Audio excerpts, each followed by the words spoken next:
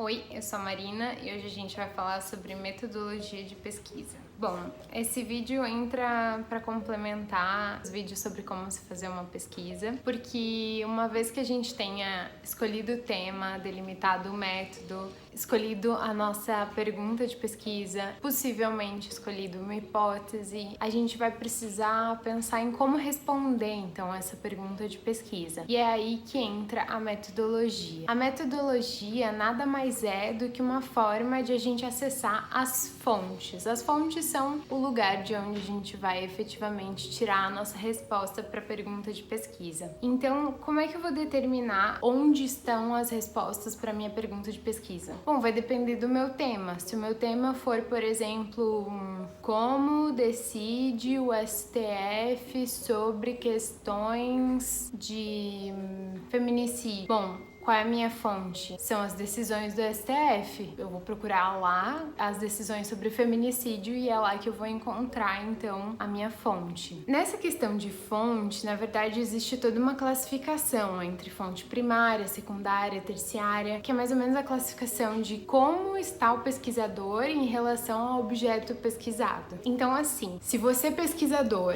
é o primeiro que vai interpretar aquele objeto a ser estudado, aquele objeto é sua fonte primária. Se você vai ler um texto de alguém que já interpretou esse objeto, esse texto é sua fonte secundária. Assim, é uma classificação com a qual eu não tenho muita intimidade, na verdade.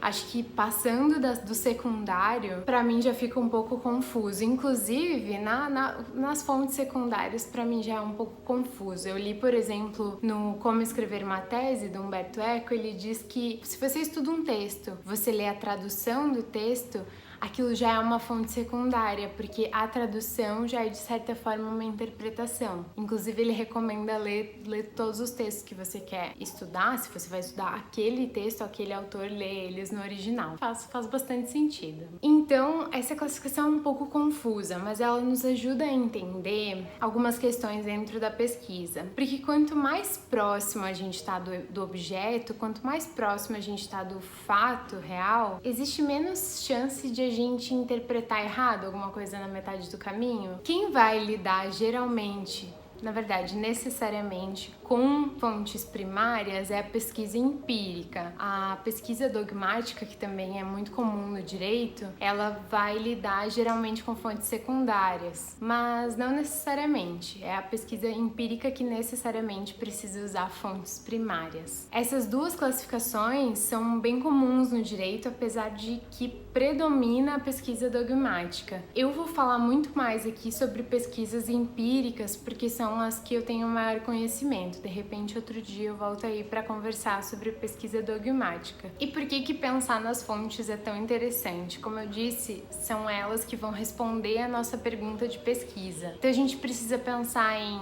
de que forma eu consigo acessar essas fontes? Que fontes vão responder de forma mais satisfatória a minha pergunta de pesquisa? E é a partir desses questionamentos que eu vou escolher a metodologia. Tem uma questão importante que é a pesquisa, ela se movimenta de uma forma não linear. Então, por mais que a gente vá pensar aqui em primeiro um tema, depois uma delimitação do tema, depois uma escolha da metodologia, isso não quer dizer que na hora de escolher a metodologia eu não vá repensar meu tema, que na hora de pensar em como é que eu vou tirar as fontes de determinado, como é que eu vou buscar determinadas fontes, eu não vá voltar a pensar no meu tópico ou na minha pergunta de pesquisa para que tudo se encaixe muito bem. Então, isso é sempre é possível revisitar todos esses pontos, pelo menos até boa parte da pesquisa é. Então, a metodologia vai ser a forma como a gente vai acessar essas fontes, a forma como a gente vai buscar as respostas para responder a nossa pergunta de pesquisa. É a metodologia que vai fazer diferença para que a gente diga que um conhecimento é científico. Metodologia científica, porque pode existir metodologia e ela não ser uma metodologia científica. E para se acessar essas fontes, existe uma série de mecanismos e ferramentas diferentes. Eu não vou aqui entrar em todos eles, mas existe uma infinidade de combinações entre essas ferramentas que podem ser feitas para acessar as fontes e para se ter uma metodologia mais completa, mais adequada ao seu tema. Então você pode fazer entrevistas, análise documental, pode fazer questionários online, pode fazer estudo de caso. A sua pesquisa pode ser qualitativa, pode ser quantitativa, pode ser exploratória, enfim. Enfim, existem vários formatos da pesquisa e como escolher cada formato. Bom, o ideal seria pesquisar um pouco mais sobre o formato e entender, principalmente, se essa é a melhor forma de se obter a resposta para a sua pergunta de pesquisa. Mas, gente, basicamente, o método é um mapa para se guiar durante a pesquisa e para que ela tenha validade como uma pesquisa científica. Por isso ele precisa ser muito bem escolhido, precisa ser muito bem justificado. É muito importante justificar por que eu escolhi determinado autor, por que eu escolhi determinada metodologia. É muito importante justificar. Na verdade, a gente vai acabar nunca sabendo todas as possibilidades de método existentes, mas eu sei que é muito difícil fazer opção por um método e, digamos assim, garantir no início da pesquisa que ele vai ser um método adequado. Mas é justamente por isso que eu digo que a pesquisa é cíclica, você pode voltar atrás, escolher um outro método, você pode testar de leve aquele método, por exemplo, se você quer fazer uma coleta de documentos, uma análise documental de determinado órgão que deixa esses documentos disponíveis. Você vai lá olhar o site do órgão e